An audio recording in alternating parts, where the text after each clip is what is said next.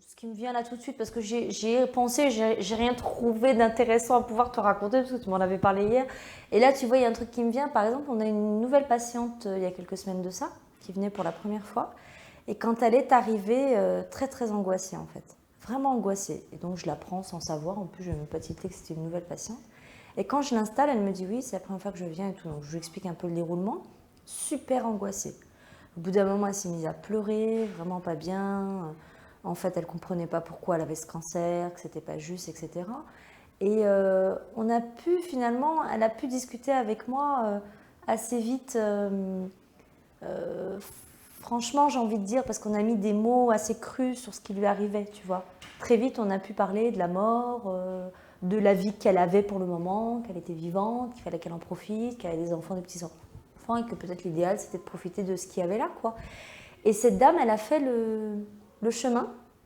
Et après, elle revient là, hein, quasiment toutes les semaines en cure, et elle va beaucoup mieux. Les cures se passent drôlement mieux, elle a plus cette angoisse. Bon, elle a toujours à l'attendre, donc ça l'embête, mais elle est drôlement mieux, quoi. Et j'ai trouvé que j'avais parlé facilement avec elle, tu vois.